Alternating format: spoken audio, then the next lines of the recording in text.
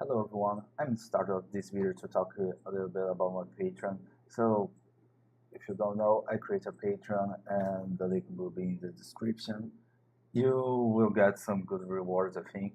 And I made to a tutorial in Garond teaching how to create a multi-blend material, and all my top patrons is getting this tutorial for free, so it's a good chance to help me. And other thing, I'm back to Twitter.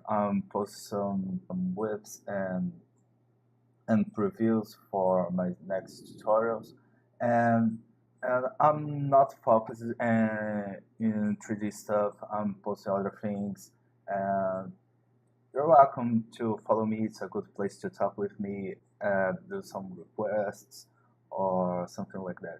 So thanks for watching and have a good video. Let's go.